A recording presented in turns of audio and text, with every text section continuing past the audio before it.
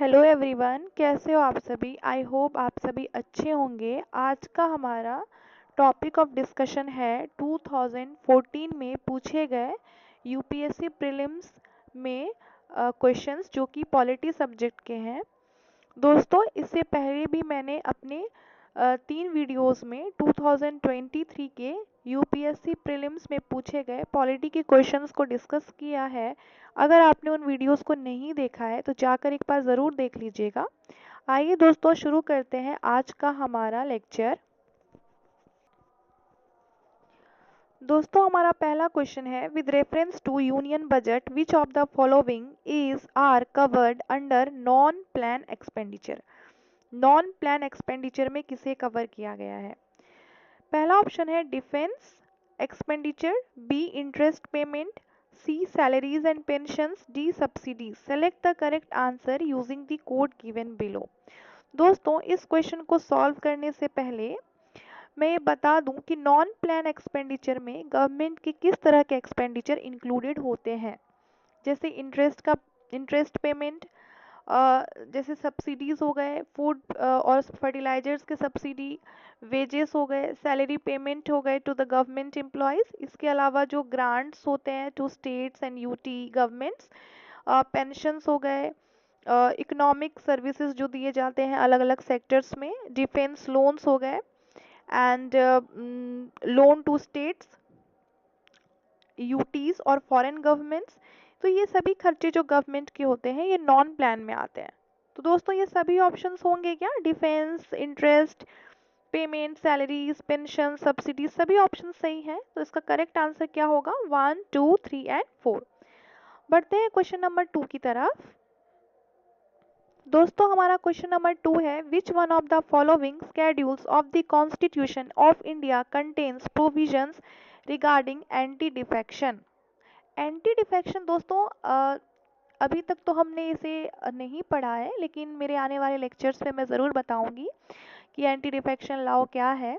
तो 10th schedule के अंदर में से एडिट किया गया है 52nd amendment act of 1985, 10th schedule. तो फैक्ट बेस्ड क्वेश्चन है, इसका सही उत्तर क्या हो जाएगा, 10th schedule, option number D. दोस्तों, हमारा क्वेश्चन नंबर 3 है, which of the following are associated with planning in India. Planning कौन करता है, फाइनेंस कमीशन या national development council, union ministry of rural development, union ministry of urban development या parliament.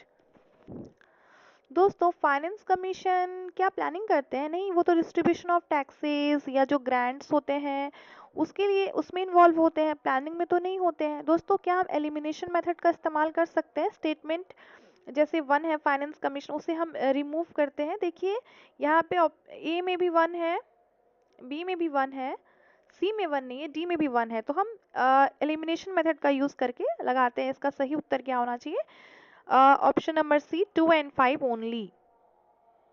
बढ़ते हैं नेक्स्ट क्वेश्चन की तरफ। In the constitution of India promotion of international peace and security is included in the.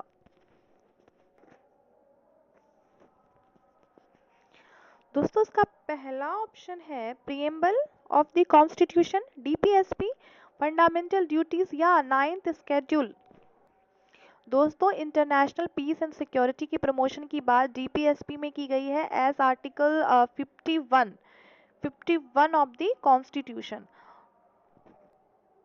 दोस्तों, भारत जो है ऐसा देश है जो हमेशा इंटरनेशनल पीस सिक्योरिटी को प्रमोट करते हैं एंड ऑनरेबल रिलेशंस भी मेंटेन करते हैं दूसरे देशों के साथ। एंड हम दोस्तों रिस्पेक्ट भी करते हैं international laws and treaty obligations जो भी हैं। एंड दोस्तों, हम हमेशा जो है कोशिश करते हैं कि जो इंटरनेशनल डिस्प्यूट्स हैं उनको सेटल करके चलें। दोस्तों, तो इसका सही उत्तर होना चाहिए डीपीएसपी। हमारा नेक्स्ट क्वेश्चन है, which of the following are the discretionary powers given to the governor of a state. पहला option, sending report to the president of India for imposing the president rule. Yes, report तो president को governor ही भेजते हैं अगर कहीं president rule impose करना हो, बिल्कुल सही ऑप्शन है। अपॉइंटिंग द मिनिस्टर्स, नहीं, मिनिस्टर की अपॉइंटमेंट ये नहीं करते हैं, मतलब गवर्नर उनको ही अपॉइंट करते हैं, उन व्यक्तियों को ही अपॉइंट करते हैं एज मिनिस्टर्स जिनकी रिकमेंडेशन सीएम करते हैं। तो ये तो डिस्क्रिशनरी पावर में नहीं आते हैं। आते हैं ऑप्शन नंबर 3 की तरफ। Reserve certain bills passed by the state legislature for consideration of the president of India, बिल्कुल करेक्ट है ये भी, 3 भी सही है। For making the rules to conduct the business, no no no, state government के बिजनेस को कंडक्ट करने के लिए नहीं, ये भी बिल्कुल गलत है। इसका सही उत्तर होगा 1 एंड 3 ओनली, यानी option number B.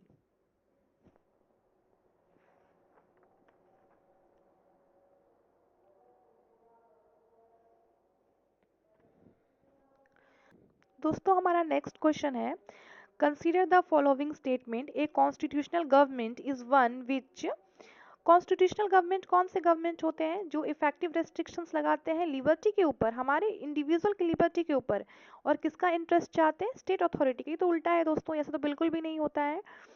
Effective restrictions लगाते हैं स्टेट, ये बात बिल्कुल सही है, लेकिन अथॉरिटी ऑफ द स्टेट पे ना, क्योंकि वो इंडिविजुअल लिबर्टी के इंटरेस्ट को प्रमोट करते हैं। तो ये बात सही है। इसका दूसरा स्टेटमेंट बिल्कुल करेक्ट है, पहला गलत है। तो इसका सही उत्तर होना चाहिए 2 only.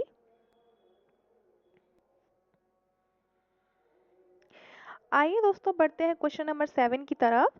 Consider the following statements, the president shell make rules for the more convenient transaction of the business of the government of India and for the allocation among ministers of the said business. ये बात तो दोस्तों सही है। जब article 77 के clause number 3 को पढ़ेंगे तो उसमें conduct of business of the government of India से जुड़ी हुई बातें वहाँ पे पढ़ने को मिलेंगी। इसमें ऐसा लिखा गया है कि प्रेसिडेंट जो है वो रूल्स बना सकते हैं more convenient transaction of the business of the government of India के लिए। एंड ये बात तो सही है। ऑप्शन नंबर 2 देख लेते हैं, all executive actions of the government of India shall be express to be taken in the name of the PM. PM के नेम पे कहाँ लिए जाते हैं, जितने भी executive actions of the government of India होते हैं वो तो प्रेसिडेंट के नाम पे लिए जाते हैं। ये तो गलत ही हो गया। तो इसका सही उत्तर होगा 1 ओनली, ए ऑप्शन। बढ़ते हैं नेक्स्ट क्वेश्चन की तरफ। Consider the following statement regarding a no confidence motion in India. There is no mention of a no confidence motion in the constitution of India. और दूसरा ऑप्शन क्या है, a motion of no confidence can be introduced in the Lok Sabha only. दोस्तों जो पहला है ना कि मेंशनिंग नहीं की गई है, ये बात सही है। ये जो वर्ड है ना नो कॉन्फिडेंस मोशन, ये नहीं दी गई है कॉन्स्टिट्यूशन में, ये तो रूल ऑफ द लोकसभा से आते हैं, लोकसभा रूल से। ये बात सही है।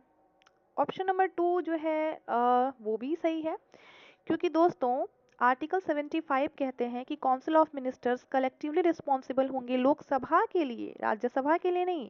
तो लोकसभा रिमूव कर सकते हैं उनको नो कॉन्फिडेंस मोशन ला के।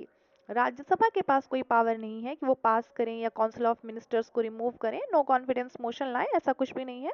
नो कॉन्फिडेंस मोशन हमेशा लोकसभा में ही इंट्रोड्यूस होते हैं। दोनों स्टेटमेंट सही है, पहला भी दूसरा भी। इसका सही उत्तर क्या होगा दोस्तों, both 1 and 2, option number C. बढ़ते हैं नेक्स्ट क्वेश्चन की तरफ। Which one of the following is the largest committee of the parliament. Option number A, the committee on public account, the committee on estimates, the committee on public undertakings and last the committee on petitions.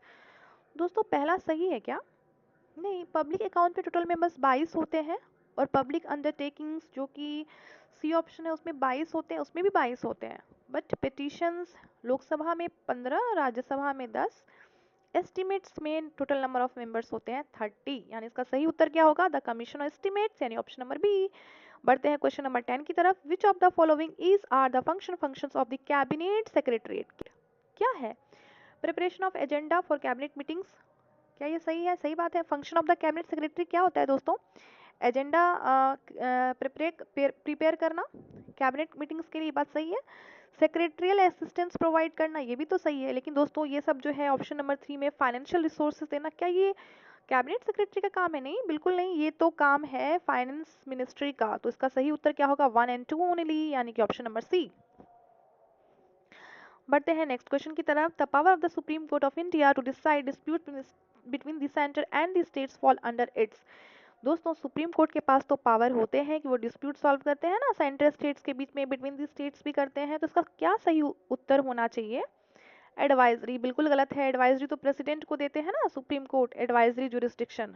Appellate नहीं, appeal वाला भी नहीं है। Original बिल्कुल correct होगा। Original jurisdiction के अंतर्गत ही जो डिस्प्यूट सॉल्व किए जाते हैं सुप्रीम कोर्ट के द्वारा किए जाते हैं। ये डिस्प्यूट्स यूनियन स्टेट्स के बीच में भी हो सकते हैं, बिटवीन द स्टेट्स भी हो सकते हैं। तो सही उत्तर क्या होना चाहिए? ऑप्शन नंबर सी।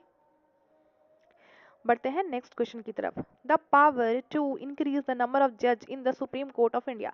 दोस्तों ये तो बहुत ही सिंपल क्वेश्चन है। सुप्रीम कोर्ट के जज के संख्याओं को बढ़ाने का जो पावर है वो है पार्लियामेंट के हाथ में। Option number B. इसी के साथ दोस्तों हमने सारे क्वेश्चंस को कवर कर लिए हैं। अगर आपने मेरे प्रीवियस वीडियोस को नहीं देखे हैं तो जाकर देख लीजिएगा दोस्तों। आगे आने वाले कई वीडियोस में हम पॉलिटी के कई कई स्टैटिक पार्ट्स को देखेंगे, कॉन्सेप्ट को समझेंगे दोस्तों, प्रीवियस ईयर क्वेश्चन, साथ ही साथ जो करंट अफेयर्स है, स्कीम्स है, उनको भी डिस्कस करेंगे। मैंने कई वीडियोस पहले भी बनाए हुए हैं, अगर आपने अभी तक नहीं देखा है तो उनको ज़रूर देख लीजिएगा। अगर आपको मेरा पढ़ाना समझ आता है तो लाइक ज़रूर करिएगा और मेरे चैनल को सब्सक्राइब भी कर दीजिएगा। मिलते हैं नेक्स्ट वीडियो में नए टॉपिक के साथ, तब तक अपना ध्यान रखिएगा। धन्यवाद।